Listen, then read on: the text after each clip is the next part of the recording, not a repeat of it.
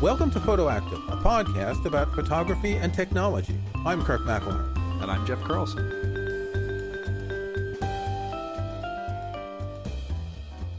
I think the word metadata is a funny word. It sounds funny. Funny? Funny in what kind of way? It's got three consonants. I studied linguistics, and the consonants that you make with your tongue against your teeth, the T and the D, I forget what they're called. It's got three consonants, and it's got three vowels. Okay. Metadata. And you could also say, I never met a data I didn't like, and that's a very old joke. Well, and we're both dads, so we get a pass for that, right? Exactly. But metadata is important. And, it's one of these terms that's thrown around in many ways, because when you hear about computer security, which is part of my day job, metadata is the things like your location and the phone number you called at the time, right? It's not the contents of the phone call, but it's where you were and when, which can track you and figure out a whole lot of information about you. When you take a photo with your iPhone, it records your location. And unless you're careful when you share your photos from the Photos app in the iPhone or the iPad or the Mac, that location goes to other people. And I don't know, here's a photo of me in my backyard having a party, but it's really in Costa Rica, right? So the FBI will know that I'm not in my backyard having a party, that kind of thing. Yes, I didn't really expect this discussion to go directly to security and evading the law, but okay, that's fine. Well, here's a good story. John McAfee, who died last year, who was the founder of McAfee Antivirus, one of the first commercial antiviruses. I don't know if he was wanted for murder or fraud or something like that, but his location was discovered via a photo that someone had shared. I believe he was in Bermuda. We'll find a link to put in the show notes to explain it, but it was the location information in a photo that allowed the authorities to find him. That's right. I'd forgotten all about that. Yep. Okay, so now that we've got everybody nice and paranoid. Now, but again, with my computer security hat on, this is really important. Yeah, definitely. Now, I'm coming at this from the other direction, which is, metadata about photos that help you find photos.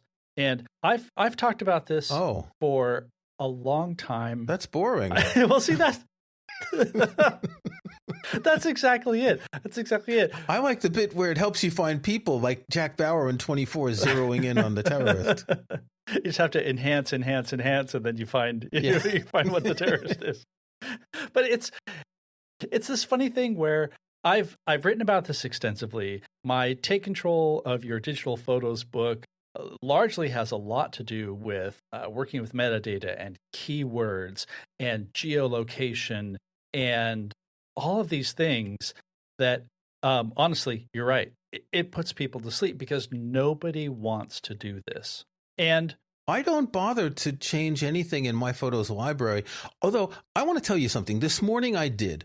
I was writing an article and I did a few screenshots on my iPhone. And when I write an article, I name the screenshots appropriately. So when I'm posting the article to the WordPress blog that I'm using, I can find which image is the right one. Sure. And I changed the names of the photos in the Photos app and I dragged them to the Finder and they just said IMG 7347. They didn't take the names that I changed.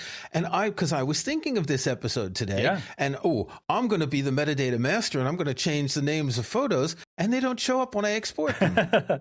They do if you actually go to like File and then export, export, save originals as whatever. Because I do that all the time too, because there are lots of screenshots that I need to put into a book, and it is a lot easier to do it in Photos. But here's a curious thing: Photos itself. I mean, I guess Apple is very current with customer ideas in the sense that nobody wants to do this. Now, I can make lots of good arguments for why, yes, you do want to add metadata to your photos because it makes it easier to find later. And I'm sure we've all had this experience where you took a photo, that it was probably like maybe 2 years ago and you were at that party in Costa Rica, but you don't remember exactly when it was. And so you end up going through your library, scrolling because there's no metadata to help you find that. Unless you have the location data. Then you look on the little map in places and you zero in on Costa Rica. Well, yes, if you took it with your iPhone, where that geolocation data was already baked into the file. If you're shooting with a regular camera that doesn't do that, well, then you have like another step where you have to add that data. And, I say this all the time. Like, I'm getting bored and tired even just talking about it, except that there comes a point down the line where you really, really, really need that photo, or you really wish you could find something quickly, and then you don't. And then you curse yourself for not actually doing the work ahead of time. But at the same time, maybe didn't really have to do it, which is kind of part of what we're talking about today, because like this is a problem. Do you have to spend hours and days and weeks entering metadata on your photos to be able to find that one photo from Costa Rica in 2 years? No, but it feels like it. And that's the problem. Yeah. And because of that, there are all sorts of different technologies that have sprung up to deal with this in different ways, which we're going to talk about today, but it's a mess. Is one of them called AI? Well, technically you should say an I, because I is a vowel. That's a good point. An I, yes. Yes. There are some AI-based things, which are actually really kind of cool. Just before we go further, there's two things I want to mention about the Apple Photos app, and I'm on the Mac. You find similar settings for the Photos app on iOS. If you go to the general settings in the Photos app, there's a section called sharing, and you can check or uncheck include location information. Now, I have it unchecked because I don't want the FBI to find out when I was in Costa Rica. The other thing is, you were just talking earlier about when you export, and if you go to export a photo, in the export dialog, there are options to include. The first option is title, keywords, and caption, and the second is location information. So both of these were unchecked for me, and if I had had them checked, my screenshot would have retained the title, correct? Yes. Okay, so I'm checking that now, and then in the future, when I do screenshots, I can name them in the Photos app, and I will have saved a bit of frustration. I just exported a photo, and it does not have the name I set in Photos, so we can just forget that whole thing about photos and keywords and everything like that. If you do export unmodified original for one photo, there's a menu item that says file name, use title. That's what I was thinking of. But I don't want to export an unmodified original. I guess for a screenshot I could. For screenshots, they get exported as PNGs. Because then I haven't cropped it. Yeah. Okay. Yeah. Okay. So I think we're seeing in real time what a hornet's nest this whole thing is. And what I want to know is, I've spent £1,000 on my pocket camera computer device. Yes. I've spent almost £2,000 on my iMac. Why can't these things do all this for me? Oh, that's a really good question. Why are we still in this situation where we pay a lot for computers that don't do anything useful? You're right. That's a completely wasted investment. That camera does nothing for you. Okay. All right. Well, let's talk about a few ways where it is useful. So the problem, as we've stated, is that nobody wants to add keywords. Now, if you add keywords, it makes it easier to find things. And even though I find the implementation terrible, in Photos, you can add keywords. You have to actually bring up the keyword manager and the info panel. Like, things are just floating, and I hate it. For things like Lightroom, there's a field in a panel. It's better. So the good news is you can add keywords, and that way you can do just a text search later. And maybe that's because we're both writers and sort of more text focused. But that definitely makes it easier. The other thing is that you can do a search, which I guess it's built into the Photos app. So if I type cats, I get 810 cat photos, which, with my library being fewer than 5,000 photos, shows what I take my photos of. Yes.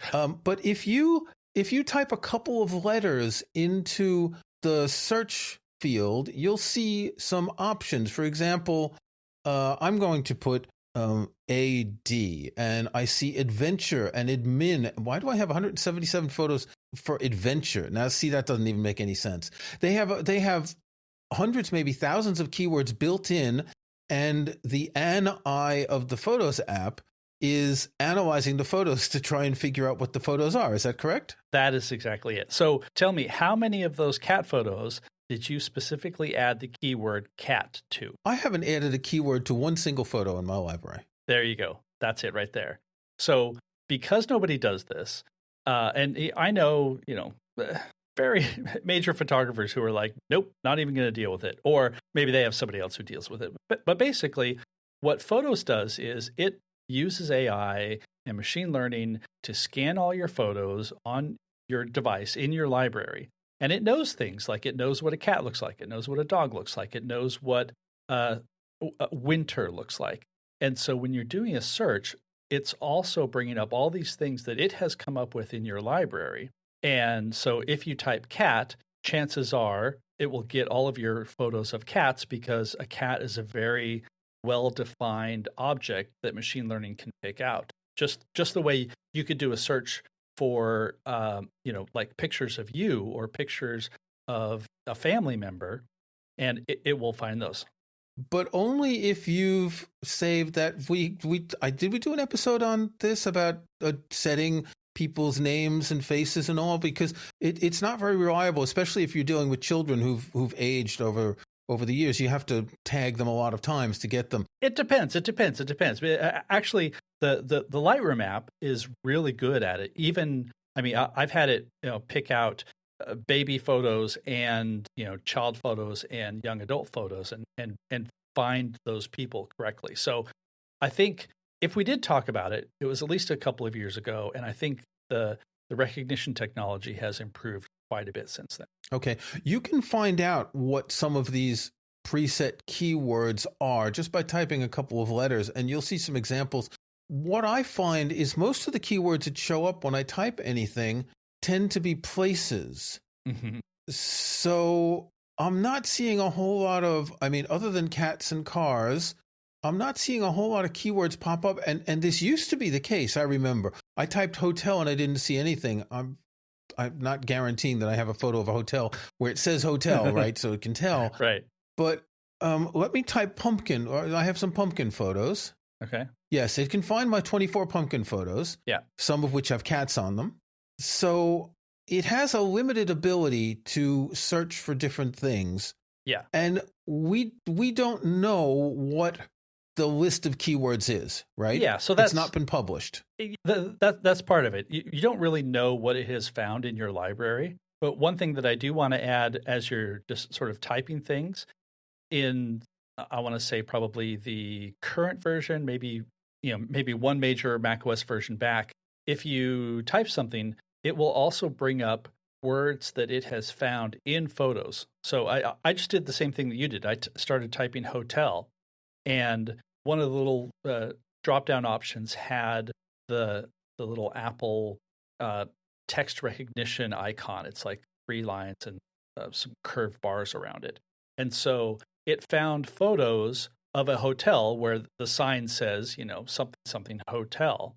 And so it will find text in your photos now because it has that automatic text recognition. So that's kind of cool. That's like one more. I'm seeing that thing. In a few recent photos. Yeah. But that's since this year, right? That's since iOS 16 and macOS Ventura, or is that since the year before? I think it's the year before, but maybe it was refined this year. Okay. But that's cool. The problem with all of this is that it's still kind of a black box. You don't know, and I don't think there's any way to expose all the terms that it has found, because it's kind of a rolling list of things depending on what it has scanned and when it's done its scanning. One of our frustrations that we've talked about with photos is that maybe it did scan it, maybe it didn't. It asks you to plug in your computer and leave it for some time, and then never actually does the scanning. Right. There's that too. There's that too. I just typed in tree and I got some interesting results. I got tree 134, tree branch 66, willow tree 11, oak tree 56, and Christmas tree 8.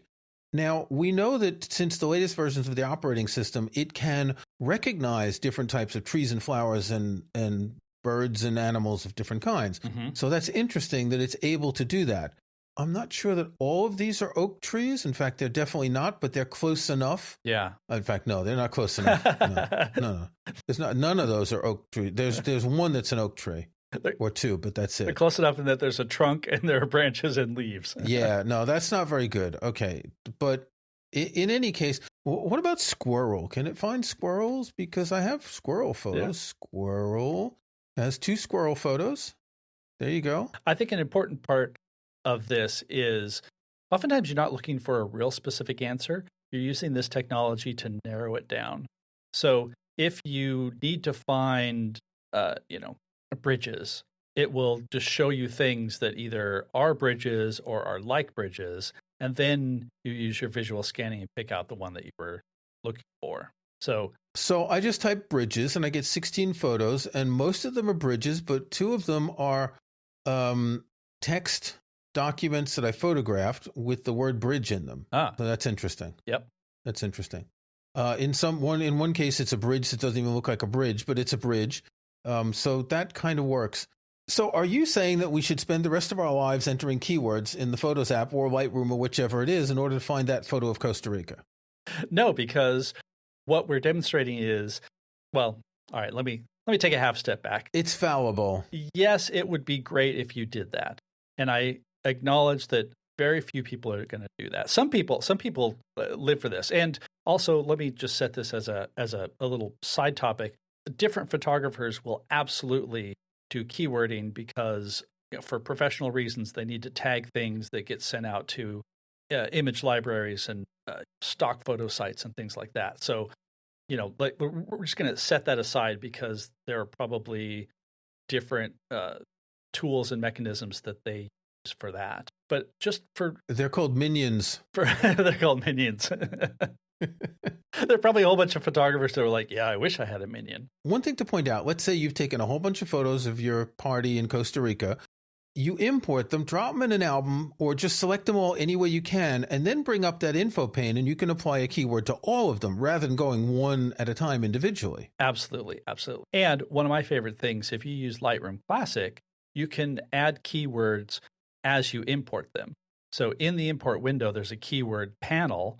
And so you know that all these are going to be a Costa Rica, all these are going to be, maybe a birthday party or tropical or, whatever sort of general overarching set of keywords, you enter those there. And then when you click the import button and Lightroom brings them into your library, it just adds all that metadata during that process. Okay. Now, we said before we started recording, we're going to keep this to 30 minutes because we've been going long. Every time we think we don't have enough to cover in 30 minutes, we end up going long. So we got 5 minutes, and I want to talk about an app that I have used off and on. And the reason I want to mention it today is because it is all about photo metadata. It's called Meta Image. I don't remember how much it costs because it's in the Mac App Store. If I look it up, I don't see because I've already bought it.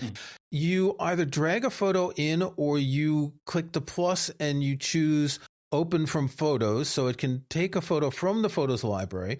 It presents all the EXIF metadata that's in the photo. You can edit some of that EXIF metadata. You can't edit the focal length and the shutter speed and things like that. You can also set a location. There's a little button you click and there's a map. And so you can set the location for any of your photos. You can sync dates. You can use presets. I'm not sure exactly how that works because I've never used it. So I assume that like if you're doing a wedding, you might want to set a preset for your wedding with date and time and the people, etc. Yeah. It's extremely powerful. Because EXIF metadata there's tons of stuff in there. A lot of things you don't need, focus point, specific lens, which might be useful, focal length, exposure compensation, was the flash on or not, which color space, etc. But it's a really useful app if you do need to make these sort of advanced changes. And this is the kind of data that you're not necessarily searching for in the Photos app. However, if you do type Fujifilm in your Photos app, you will see the options in the menu that come up from the search field for your different cameras. So you may want to search by camera. Yeah. So it's called Meta Image. I think it was only $5 or $10. I'm seeing Meta Image Unlimited. Does that sound right? Which is $18. But they're $18. Okay. It must have been cheaper when I bought it. Entirely likely. But in any case, it's a really useful app if you want to get into the really serious metadata. Yeah. Okay. Well, then I'm going to bring something for Lightroom. Actually, you have 2 minutes. I'll give you 3 minutes. Okay. Okay. Actually, not specifically for Lightroom, but it can. The app is called Excire, Excire, and it is an app that there's also a version that works as a Lightroom plugin, but there's also a standalone version. And what it does is it sort of does what we've been talking about, where you feed it a bunch of images and it uses AI and machine learning to figure out the stuff that's in the photo. So the stuff that the Photos app is doing in the background, but then it turns that into actual keywords that you can then import into whichever app that you want. So basically, you run this before you bring it into Lightroom, the Photos app, and then it gives you actual text keywords. And I wrote about this for Popular Photography last year. We'll put a link in the show notes. It works really pretty well if you want to have text keywords and not have to do a whole lot of work. So we've seen AI recently create these chatbots that can write articles. We can take a voice sample of someone and create a voice model to make it sound like they're saying anything. We haven't seen a lot. I mean, you're writing about AI in photography regularly, but we haven't seen a lot that goes into this area, have we? We've seen particularly Pixelmator Pro's super resolution thing that blows up photos really well. Mm-hmm. But we haven't seen something that looks at keywords and at least not from the major players yet, have we? We sort of, for the most part, no. And actually, I'll point to another article that I wrote for Popular Photography last year. There are little stabs at this. So, for example, if you add an image, I think, to Instagram or Facebook using the web, there's a way where you can click to add alt text for an image, which is a great thing so that people with vision issues can have a screen reader read it to them. And there's a button that says basically like try to determine the alt text based on the contents. And so in theory, what it's going to do is look at your image and say, this is a picture of a park with trees. What my experience has been is you click that button and it says, this is an image of the outdoors, or something terribly nonspecific. So there are some efforts to make this happen. And I agree, this would be a perfect thing. Like use AI to generate alt text and like hashtags for things. I don't really need it to write a term paper for me. Just automate this little annoying bit that always gets stuck, right? Like writing your homework for you. Yeah. Yeah, kind of. All right. Those apps we mentioned weren't snapshots because we have actual snapshots, don't we? We do have actual snapshots. Do you want to start? Yeah, I'll start. I'm going to completely plug a project by one of our friends. Our friend Glenn Fleischman, friend and colleague, he is embarking on this massive new Kickstarter. And it's a book called Shift Happens, a book about keyboards. Sorry, how do you pronounce that? Shift, S-H-I-F-T. Shift Happen. Right. Okay. I was trying to enunciate really well. Shift Happens. It's written by Marcin Wichary. I think I'm mispronouncing that. This is a project that Glenn edited starting back in 2018. It's a massive 1,000-page, 2-volume, full color, lots of photographs, history of typewriters and keyboards, and just like basically everything you want to know about keyboards. It's in this book. It looks gorgeous. It's currently a Kickstarter. It started today, so this is February 7th. We're recording this, and it runs for a month. So it'll definitely still be going. And if you have like a love for typing and the history of typing, and there are photos of like all of the women who were computers back when that just meant the person who does the computing or enters the data into what were then the sort of early mechanical computers, I guess you could call it. It has all of that, so it's really interesting look at this thing that we use all the time.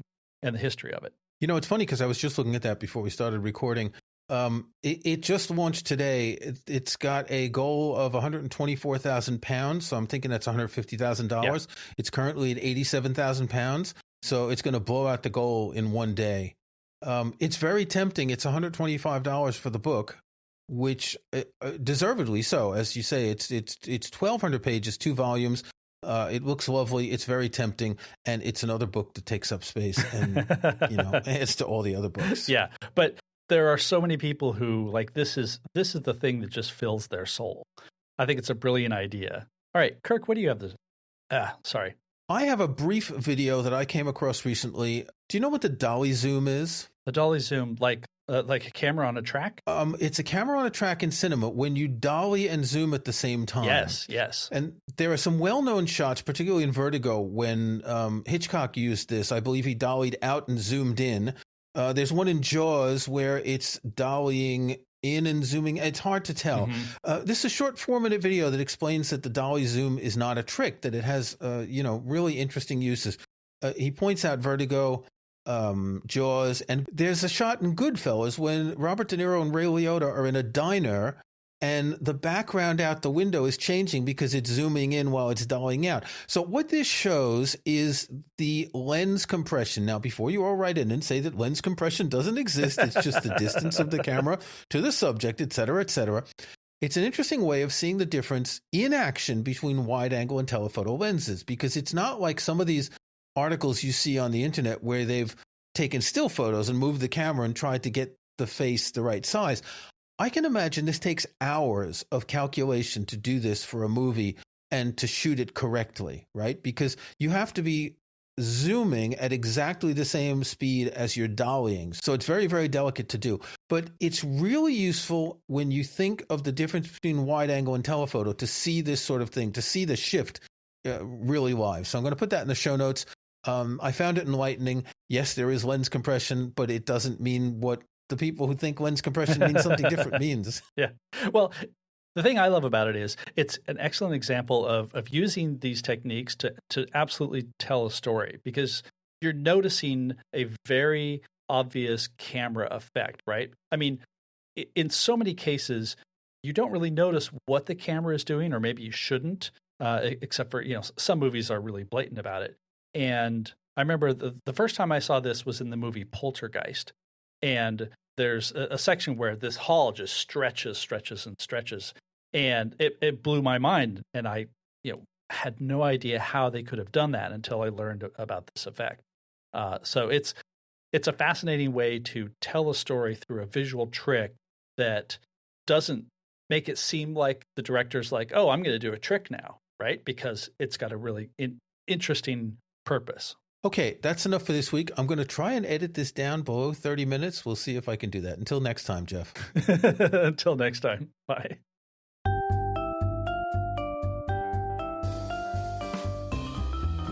Thanks for listening to Photoactive. You can find show notes, including any photos we discuss in this episode, at photoactive.co. That's photoactive.co. We couldn't afford the M.